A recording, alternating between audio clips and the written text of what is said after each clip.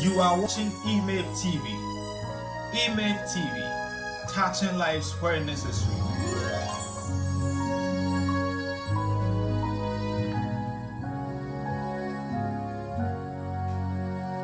Hello viewers, welcome once again to Email TV.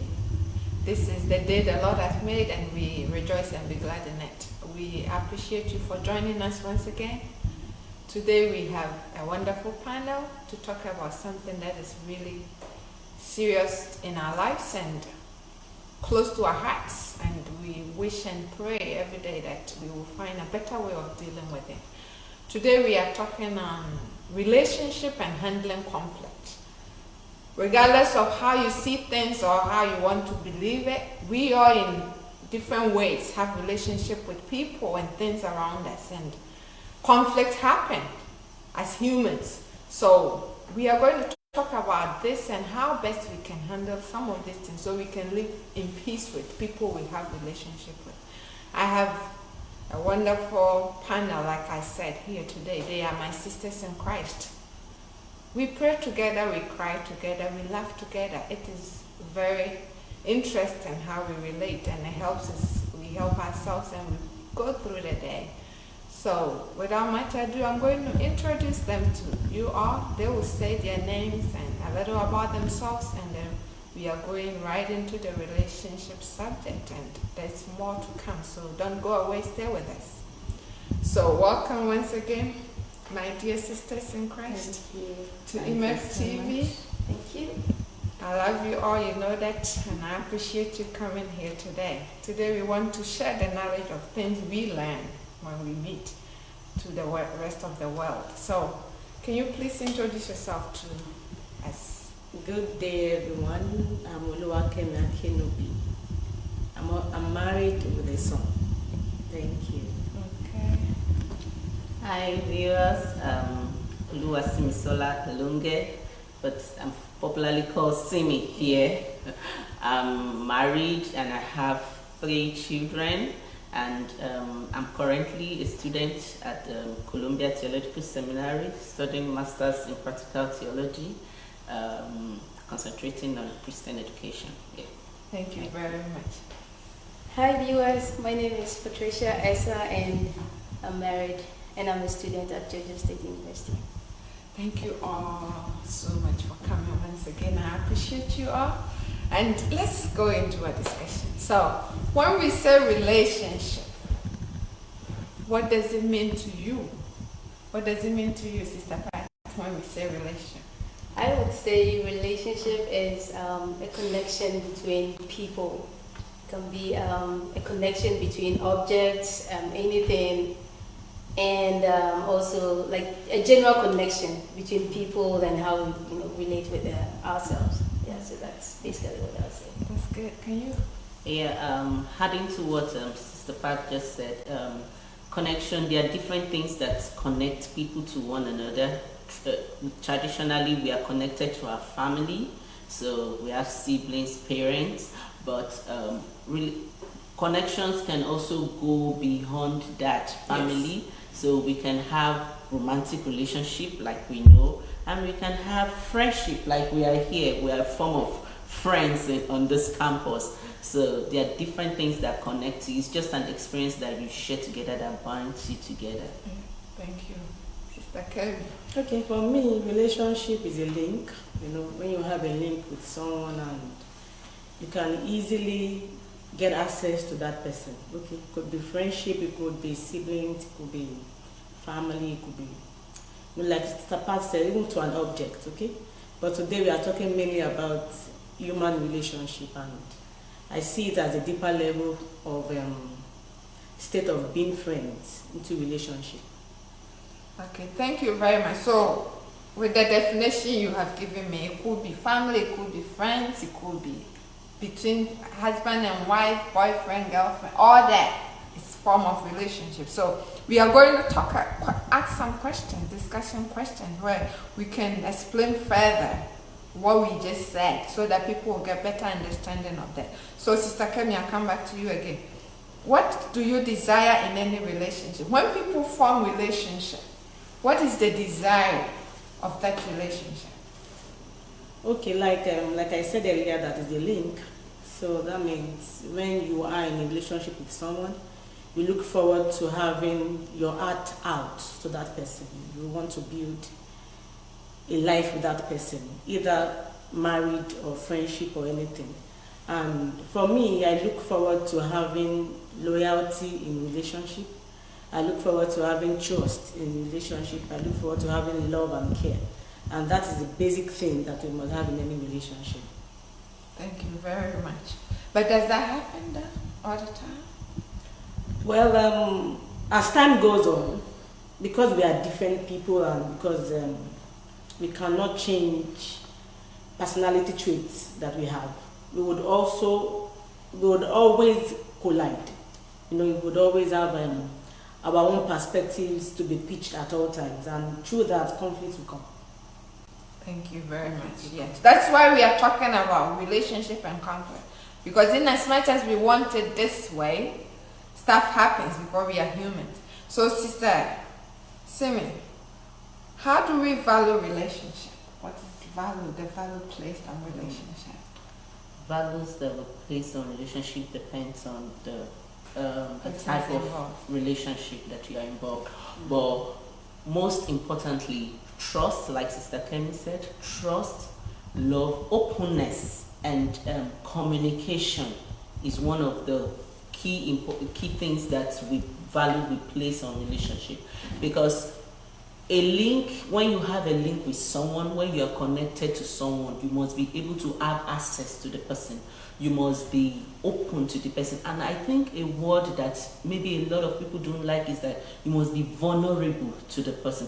Most of us, we don't like to be vulnerable to people because we feel that they take advantage of us. But for relationship to progress, it is very, very important in relationship, because when you are vulnerable to a person, that means you are open, you are the person can read you, can understand what is going on with you at every point in time. But we pretty much try to run away from that aspect of relationship and just maintain the high aspect of the relationship. So. Very, very true. Because with what you just said, do you think our upbringing and our cultural values affect our vulnerability? Because if you're coming from a place where you just can't be vulnerable, okay? Yeah. Do you think that's Yeah, it does. It happens because one like when I got married, there's my family. We are kind of we don't really talk much. Everybody just because it's like a form of polygamous. So yeah, like, oh, don't tell people, don't say everything to everyone. Just keep it to yourself. Don't say much. So when I got married to my husband is from another form of family that you say everything. So there was like, should you say this to this person? Should you say that? So we encountered that. So I think your family background has a lot of roles to play in how you are open in a relationship. Thank you very much, and thank you for the practical experience too. Sorry, can I add Yes. something to what she said? Yes.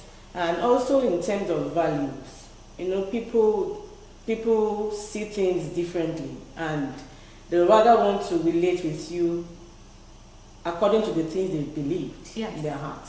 So some people will want to relate with you at the surface part of things. Some people want to go deeper.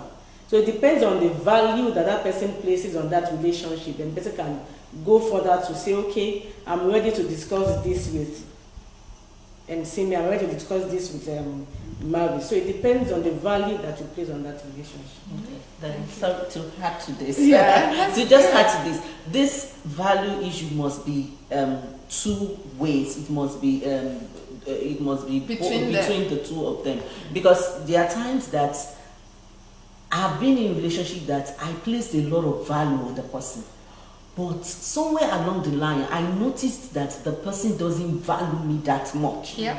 So it was like I was the one point, or like I wanted us to be close, like I was pushing, but I guess the person had more friends, so she had more people she was closer to. Unlike me, I pick Just few friends, people. just few. So I want to get close to one person and want to get close to that person all the way. That's the kind of person I am. But she was open. She had more people. So I felt that, oh, what am I losing? But in other words, I just want to say the value must be both sided.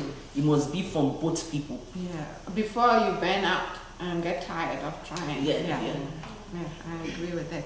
So, Sister Pat, I come to you. So, with all that we've said, how do we build a relationship with someone to have all these values and all that put together, trust and all that?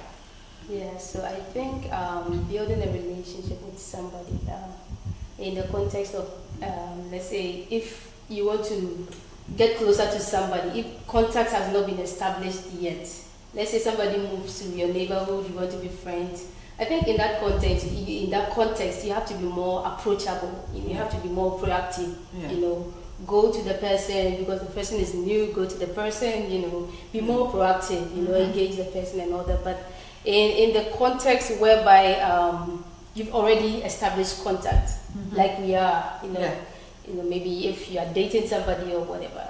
In that aspect, I would say that building on that relationship, as Sister Kemi said, should be based on loyalty, trust, and being more intentional.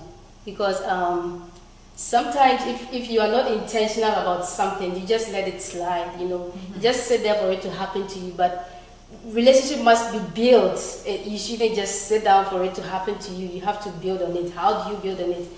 You have to communicate well and effectively. Sometimes some people, you know, they can be together but very absent. People nowadays use their phones when they are eating, you know, when they are talking and all that. But if you really want to build a relationship that you will, you know, you kind of a relationship that you be proud of, a relationship that you know, something that you place value on, something that you cherish. I think it's more about being available, spend more time with, you know, whoever, and also sometimes the things that we don't even see is part of it. Let's say I go to the salon, I get a nice hairdo, and then I come home and then my husband pretends he hasn't seen me. You know, sometimes the things that we don't say also plays a very important part in building a relationship. I expect you to comment, you know, compliment me on how I look, you know, but sometimes we don't pay attention to some of these things, and they do really affect our relationship. So I think it's more or less being intentional to me, being more intentional about, you know, whoever you're in a relationship with. Somebody want to ask? Okay, can I quickly add something to it? I think time is very important when we build relationships. You give it time. You know, sometimes some people you can walk up to people and you have a spark. And sometimes you just need to give it time. And I'm going to give a very, very, very simple example. I used to have a neighbor. And for me, I was usually the outgoing type. But suddenly I just told myself that, okay, Kemi, it's time to always sit back and, you know, and watch from afar, okay? So then in Nigeria, she would come over to my place to spend time, you know, she would bring stuff to me. And for like months, I never went to her place. And she was just above my apartment then. And I gave it time. I realized that time was an important factor to build a relationship with her. So each time I actually want to go up to see her in her apartment, I always feel that, okay, Kemi, nothing comes to mind going to see her, but with time, you know, she showed me that she wanted more than friendship. She wanted a relationship with me as a good friend, okay? So I had to build up that time, you know, because I didn't want to just give in quickly. I wanted to be sure that this person was worth having a relationship with, and so time is an important factor that we must understand in any relationship. Time, yeah, I love the time and communication. Communication is a lot. There are times that Stakemi gave an example of somebody that is close to her, but there are times that you are still in relationship with people that are far away from you, that you can't go and visit. So communication, bridging the communication gap is very, very important. As little as a phone call, like, oh, I'm just checking on you, how are you? You might just be for 30 seconds, for 1 minute, but you are building, making the bridge to be narrower. You are coming closer to the person. So open communication, letter writing, texting, those are little ways that we can communicate effectively with people. And like I always say about communication, no pretense. Yeah. That's trust. You must not pretend. You must not pretend. Just say it. And Sister, let me say something about time. Time is a major factor in relationship building, because even when you're communicating, you still need time to understand yourself. If you don't understand yourself, you can easily offend yourself and put yourself off, right? So we need those in place when we want to build an effective relationship. Okay, so viewers, we are learning a lot. This is from the women's perspective. We will one day bring the men to tell us about this too, but for now, just listen to it from our perspective. I want to get practical. I want you all, because you all are married, to tell me how you continually build your relationship with your spouses. Anyone can go first.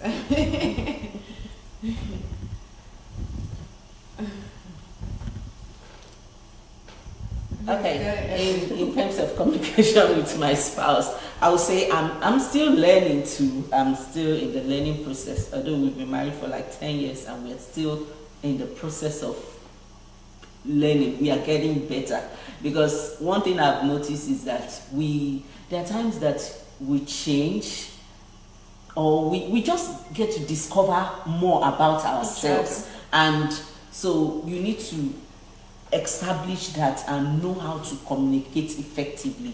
So one thing that we do is that we try to say it as it is. We don't try. That's for my own relationship, because there are some people that don't like it that way, that you have to sugarcoat before you land at the final destination. But we try to say it as it is. And if I don't like the way, I'll say, oh no, why did you say it like that? Why not? We try to respond to issues at the spur of the moment. Just deal with it. Don't backdate it. Don't wait till a later time. We open up, we say it as it is. Okay, thank you very much. Yeah, so like what Sister Simi was saying, when it comes to the communication, we try to create the environment for everybody to be real with each other, so that we don't feel like, okay, you are attacking me or that. We just try to create that room for each other, so that if something comes up and my husband wants to address it, he doesn't feel like, oh, she's gonna get angry or whatever. But we just try to do that. And also we are very intentional about using gracious words, especially when we are angry about something. We try not to use words that we'll regret using them later on. Mm-hmm. So I think those are some of the things that we do that I think has helped us so far. Okay, Sister Karen. Okay, they spoke about you being open and see it as it is, but I say we should add wisdom to it. Sometimes we see it as it is, and you are not even passing that message across because you didn't say it in the proper way. Okay, so for me, encouragement, even when things are not well, we encourage ourselves, and we find moments to send messages, e-cards. A lot of times I send e-cards to my husband. We wonder what's happening to you, and you send e-cards and do a compliment, even when he's not doing well. We still compliment ourselves and encourage ourselves. And also, we just spend time talking and communicating, and we leave our phones aside, Sometimes this phone can take 24 hours, trust me. So you just leave your phones and we communicate, and we ask questions, even when they feel we're asking too much, But I ask questions, and that's it. encouragement, openness, send love notes, messages, even on my phone sometimes, funny things, and and that's it. Thank you very much. So viewers, we'll take a quick break and we'll be back with you with more of this conversation. Stay with us, Danka. You are watching EMAVE TV. EMAVE TV, touching lives where necessary.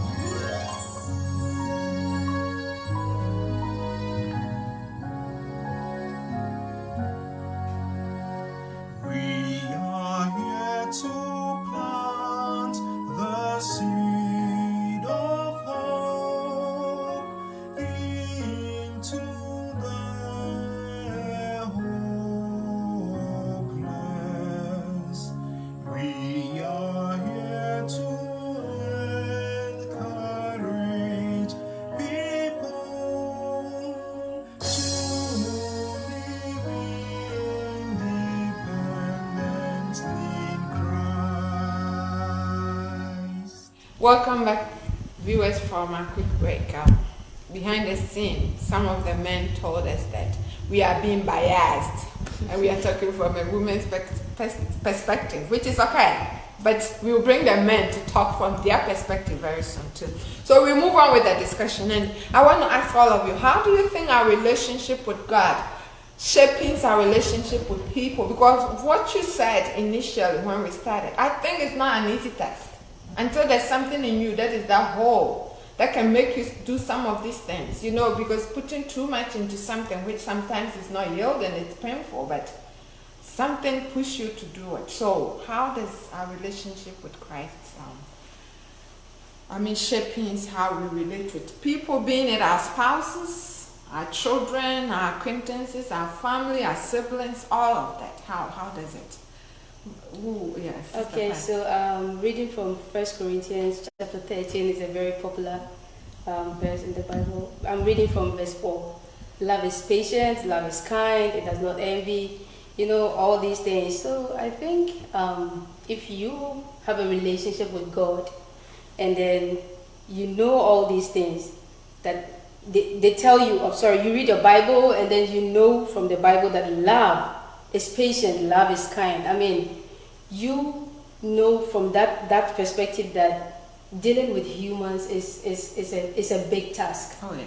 Humans are very difficult to deal with. So if I read my Bible and I know that love is patient, it's sometimes I won't say that it's easy, but at least I can try to be patient with whoever I'm related with. I can try to be patient.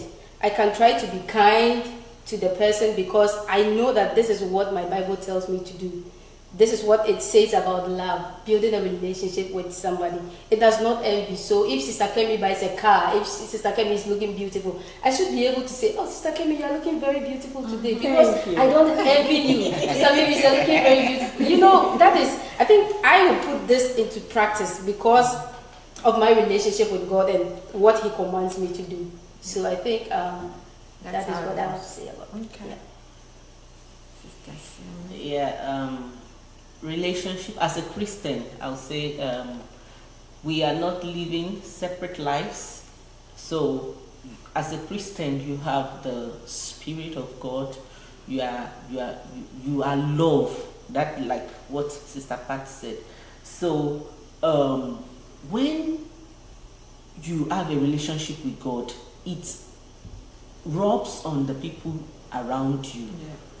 It rubs on the people around you, and it is so the way you relate with God will determine the way you relate with men. So, for example, there's this part of the scripture that's in Matthew that talks about when you go to offer an offering and you remember that somebody has offended you, that you should put that down and go and reconcile with the person. So this is just a way that Jesus was trying to give a practical example that you can't separate the relationship you have with God from people. It rubs on it. And from a personal example, I know that when I'm not in tune, when I'm burdened, when I'm not in good fellowship with the Holy Spirit, I notice that I kind of become impatient with people. I just don't see things in that perspective, and it's kind of it affects one another. It just goes together. And another practical example I would like to give is about something that happened to me while I was in Nigeria with a particular friend of mine. I was kind of offended. The reason why I said that it goes together, I was offended by the way she reacted or did something, and I had the intention that, oh, when I see her next, I'm gonna do this. And what she did to me that time was I felt very hot and bitter. And that day I just sat down at home and I was listening to a message.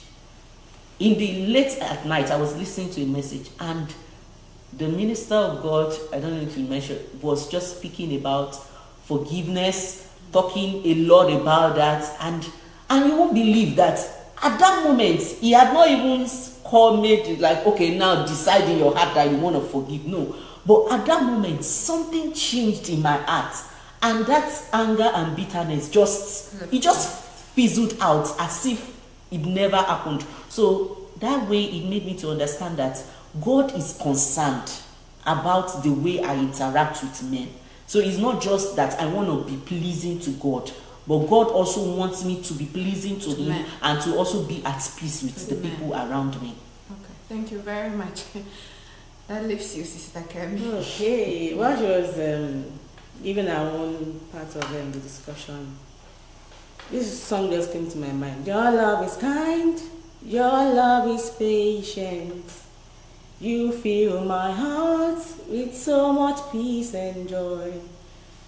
Human beings are the extensions of God, okay? And we must see it in that light, that God loves us and we must love other people irrespective of what they do to us. You know, it's a tough call, and it's not something that we achieve in a day. It's something that we build on every day of our lives. And most times, a lot of things happen because maybe we assume, you know, that, okay, this is what is happening, and we are not even getting a full picture of what is happening around us, okay? And the Bible says that we should be at peace with all men, you know. And that word, be at peace, that means you are ready to sacrifice all. You know, his disciples were asking him, how many times should I forgive my neighbor? And he says 70 times 7. That means, man, forever. Okay? So yes, it's a tough call. We bounce on ourselves sometimes. We hurt ourselves sometimes. But when the love of God is in our hearts and we are in relationship with God, that there's an extension of that relationship to mankind, to people who we live with or our friends that are very close to us. That's my own contribution. Yes, thank you very much. So we are learning. This is a serious thing in life, because sometimes some of us forget that people should see us and see Christ in us. So we're good with God, but we have problem with people. So from what everybody has said so far, it should be the same. People should just see you as you are. Not a different person today and a different person tomorrow, a different person in church, a different person outside. No. If you are this, let people know you for who you are. And that is what Christ expects from us. That's why He said, if we can, in our own abilities, we should live in peace with every man. It's important that we try to live in peace with people. And what if? I mean, who knows? I mean, maybe today, you really don't need a person. Who knows tomorrow? I have a saying I tell people, everybody needs somebody, some way, somehow, and somewhere. So don't be too confident about yourself. Try and build a relationship with people, and it's very important. So I will come again with some questions.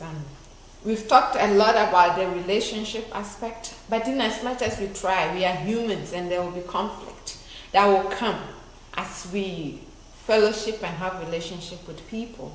So we'll talk about some of these ways we can bring it down because we can avoid it. So ways that we can manage the conflict so that they are not turning into something else. So Sister Kemi, what are some of the causes of conflict in relationships? Okay. First, I would say when you have different views, it causes conflict in relationship, and it is not that your view is the most important or the better one, okay? But you just feel that, okay, mine should be accepted, okay? So that causes a lot of conflict in relationship when you have different views about things. And also I would say envy causes conflict in relationship.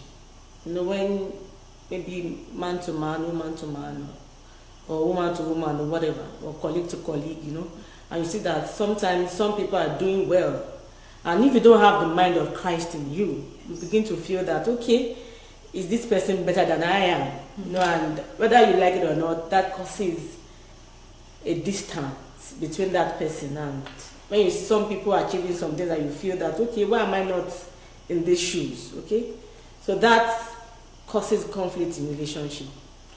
And thirdly, when you just feel that, okay, maybe it's still just the same thing as the second point I've given, that you just feel that some people are not on the same page as you are, causes conflict in relationship. Okay, can somebody add anything? Maybe do we want to add ways we think conflicts happen in relationship? If not, we move on to the next. Are we? I think she has said the main points. Yeah. Okay. So, what about? You know, sometimes what she said are significant things, but very little things that causes conflict. Like somebody told me that they know these people who got married and the hanger, just the hanger. The one of them hangs it this way, the other one hangs it that way. You know the hanger? Yeah. And it causes a conflict. Like stuff like that. How do you? What do you say about it? I mean, what you said is obvious things that we all know causes conflict, but stuff like that. Don't put your shoe here. Don't sleep in the couch. Oh, this is how I was brought up to do things. Why aren't you doing that way? How? Don't they cause conflict in relationships too? And why? I think it's all embedded in the first point Sister Kemi said about different views about things, and especially how we are raised, the way we know how to do things is this is especially maybe in marriage. It causes a lot of conflict in marriage, even if you are friends with yourself and you are living in the same house. So it all boils down to roommates. It all boils down to our background, how we have been raised. So it will happen. There will be conflict. Okay, so yes, now we have established that. Sorry, can I quickly bring up a point? I think we should allow people to be who they are. Yeah, period. And when we allow people to be who they are, then we have less conflict. Okay, we are different people. You can never be the same. Even twins are not the same. Okay, so we must understand that we must let people be who they are. Either I'm angry like this, or the clothes are already in the body. Yes. Okay, even the tissues. You know, sometimes people fight on the tissue. These are the other way around. Though, you know, toothpaste. Press it at the middle, press at the I don't understand. That's just to be, you know, just let people be who they are. Yes, there are some things that you might want to change to, you know, to make things look better, but there are some trivial things that we just exert our energy on, and we just feel that those things are not done well. Those things cause a lot of conflict, and I don't think it's necessary at the end of the day. Okay, thank you very much. Okay, so with that being said, we know there will be conflict. How do we avoid them, Sister Simi? How do we avoid such conflicts in relationships? Well, I'll just say that. I mean, is it avoidable, first of all? And even I think we've agreed that it's not avoidable. So how do we try to minimize it? Minimize it. So that it's not turning into it doesn't. A big deal, you know, because little things can turn into big things, and you have no idea the things people fight over and have problems over. You'll be surprised when you hear some of the stories. So how are we able to cool it down? I'll just start from what's the last thing Kemi said. Let people be. Let people be. There are some issues that will come up. Conflict will come up on a lot of issues. But if we don't get worked up on minor things, then we are able to focus and talk. Because most times when we are arguing or discussing something, it's always as a result of ripple effects of other things that maybe we've been stomaching. It's not always about the current situation. It's always about the backlog that has been there. So when in my house, there are if you have many children, you know that there are times that you just let things be and don't stress yourself. I'm learning that now, that shouting, doing all that can be very stressful. So there are times that you just let them be, just ease out, just okay, let it just be, just close your eyes to what is happening. Then you can undo the other things that is at stake. So at that point, you are able to think clearly. We are able to communicate well. We are not speaking with anger.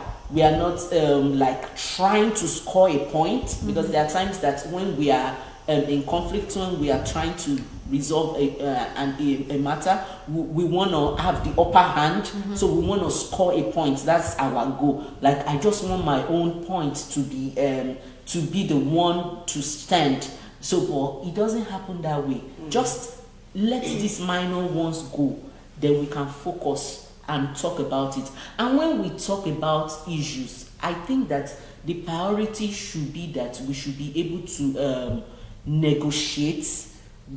A person's view doesn't have to supersede the other person. We just need to, okay, I accept what you're saying, but can we look at it from this perspective? We must be ready to shift grounds. We don't need to always stand rigidly on our own view. We must be open to learn too. There are times that we need to learn, but we are not always sincere. Like, it's when the person has gone and that thing is true. But no. We don't go back to say, oh no, I'm sorry, your view was obviously right. So those are ways that we can manage it. It will come, but we must manage it effectively so that it doesn't degenerate. Okay. Somebody want to say something else? Yeah, I think they both said it all. It's all about, adding wisdom to whatever has happened and trying to manage it well. And also what Sister Kemi spoke about. Sometimes these things happen because there's something that happened previously, and we try to forgive, but we didn't forget. If there's this popular saying, people just use it. I don't know why they do, but they're like, well, I can forgive you, but I can't forget. Yeah. But honestly, if you do forget, you are helping yourself, because the person might be walking freely about, and the person might not even know what they did to you. You see, so I think it's really about being open. Let me just add to it. I think the aspect of forgetting has to do with forgetting the odds, letting go of the pain, because when things happen, you can't obviously forget, because you don't have a memory loss. You will still remember, but maybe the pain attached to it, like when you remember something has happened to you. There are times we remember an offense and you are still boiling, raging with anger. I think that's what needs to be let go, to let go, as against forgetting the issue. Okay, I think the word should be, don't hold on to it. Yes. Okay. Don't hold on to it. Don't also make a reference to it. Don't make reference a lot to of times we make a reference to it. We feel that we have forgotten and we've forgiven the person, but we still make a reference to it. So making reference to it is one thing that we must not do. Okay, I think let me just add to it that our pattern of communication is very important, and how we say it. You know, sometimes we want to pass a message across, and the way we do it is not in the proper way. Okay, and like some people, the Bible says that soft answer turns away wrath. Okay, so it depends on how you want to pitch your point, and when you pitch that point, you know that okay, this will be accepted. And for us, we are married, and it happens in our homes that you want to do something, and it's okay. Let me do it this way. Maybe the first time I did this way, didn't accept it. Let me try this. I do that a lot. I do different strategies, and one would definitely gel. Okay, and it might take time, but one would definitely gel. So it depends on our pattern of communication. Yes. Okay. Thank you very much. We are learning. We are learning. So when we allow this conflict to keep going on and going on, what are some of the effects that it can have on a relationship without resolving it, without stopping it and say, hey, enough is enough? Find ways, like they're saying, to stop it, like calm it down, worry about important things, but not unlike small things. I mean, you can let go. What happens? Yeah, so what I would say about that is, sometimes if you don't try to be like the cat and you want to be like the dog, you bark at everything, everything. Some things are very trivial. You should just close your eyes, let it pass, let it slide. But if you decide to, follow everything, I think eventually it can really break down the relationship with whoever is involved, and also it can also bring emotional stress to both parties and the parties involved, because if I'm in a relationship with you and I decide that okay, I'm not stopping whatever I'm doing, I'll keep doing, I know that this thing hurts you, but I keep doing it, it will eventually hurt you, and so if I keep hurting you, definitely I'll get to a point where, okay, I give up. I don't want to be in this relationship because it's not helping me emotionally, so I may, withdraw. So withdrawal can be one of the effects of it. It can also, break the whole thing down. I mean, I'm not saying in the context of let's say marriage, or if it's not marriage, let's say maybe any other relationship.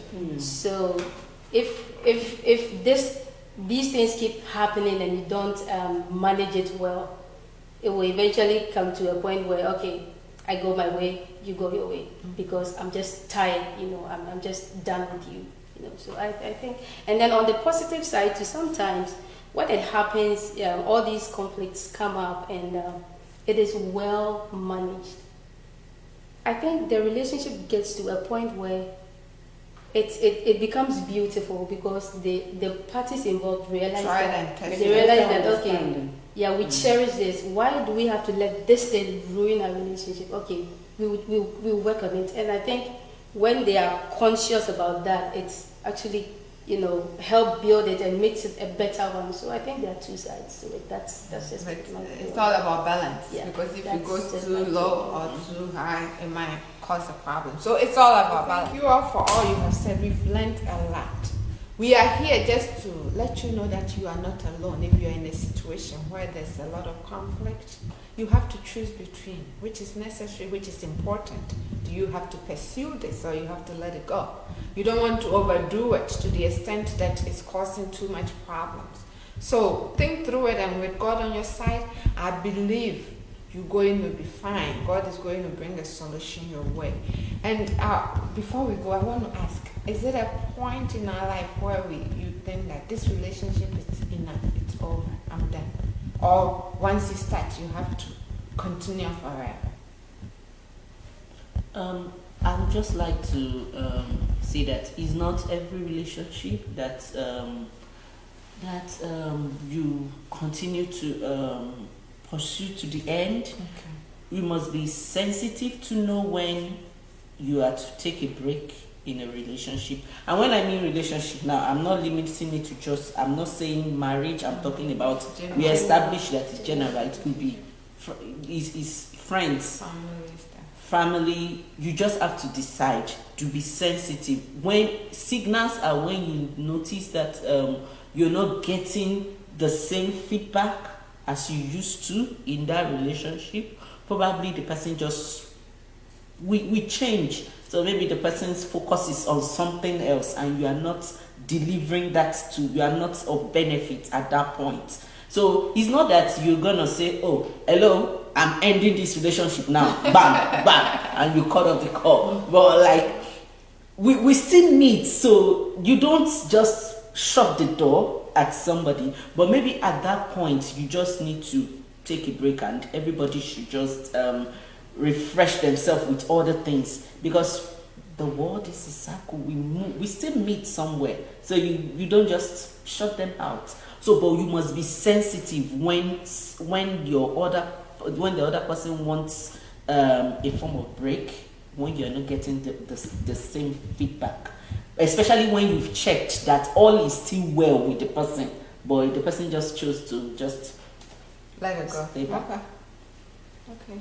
Okay, in terms of either you want a relationship to go further or not, for me, I think it depends on the relationship that you have in the first place. If the relationship is parasitic, that means maybe you might have to cut it short at some point, okay? And when you feel that that relationship is symbiotic, that means you have one thing or the other you guys are sharing together, then that means it might take a while. So for relationships to stand the test of time, I always say that you must have been able to determine that this person is someone that you still want to be in touch with. Some people will just tell you, some people will just stand aloof and they don't want to communicate anymore, and you will get those red lights. You see it in their relationship or their communication with you. So it's important that you keep your door open, even when you feel that, okay, you might not be very close to that person anymore, but the door is not shut. Because like she said, that the world is Revolving. revolving and it's a small place, okay? I should be able to knock your door at some point. That's one stage. And to say that, okay, Sister Pat, where are you? I'm here. And the second part is, some people you might just have to close the door. And that's the sincere truth. Not because you are being mean, but you get to a point that you tell yourself that this relationship cannot continue anymore. And it's not dependent on either the person is a husband or even friends. When you get to a point that you feel that you just need to just stay apart, and you'd have seen the red light, you'd have seen the signals, and you'd have crossed the T's, you have dotted the I's, and you can say, okay, I think it's okay for us to stand at this level. We are not enemies, but we might not relate as we used to relate anymore, and the person just stands where he is, and you are where you are, and that's it. Okay. Thank you, Sister Pat. I think they've said it all. Yeah, being sensitive to know when to just call it quits, and whatever else Sister Kenny said. I think that those are very important. Yeah, thank you very much. And for me, I always tell people, one day we will meet a mighty judge, and he's going to judge us according to our deeds. Whatever you do, I may not know what you are thinking, I may not know, but somebody does, and that is God, the mighty one. So if you are in a relationship with people and you are just there to abuse them because you think they are vulnerable, if nobody sees it, God does see it. And God is going to bring all our deeds one day to our faces, and everybody would see. So when you go in relationship with people, don't abuse them. And if you are being abused in a relationship, don't stay there. It is not okay to be abused in any way, in any form. Get out. Go. Find help. There's a lot of help around. And God is there to always support you in your deed. We want to end our discussion here. We will come with more of such discussions. But we don't want to take too much of your time, and we don't want you to be bored listening to us. So we will end it here, and we will come with part 2 of this, so that we will finish the whole conversation. There's more to talk about relationship, and it's important because our lives are just around that period. There's nothing else. but relating with people. And so it's important we talk about it. So God bless you, our viewers, for coming, and for all of you coming, my sisters. I love you and I appreciate you coming. And to my husband, who is making all this possible, Mr. Evans Barminta, who brought this whole idea into being, and through this God is blessing a whole lot of people. And anyone who in any way pray, encourage, or do anything to support MFT, we appreciate you. And we know you are with us in prayers, and in any way you're helping. God bless you. God bless you. Your service will never be gone unnoticed. And remember, our deeds will be passed through fire. So when you deal with people, do it as though there's somebody who is watching you, okay? Have a good week and God bless you. Thank you once again, sisters, for coming. I love you all. Thank you. And bye-bye. Bye. You are watching EMAVE TV. EMAVE TV, touching lives where necessary.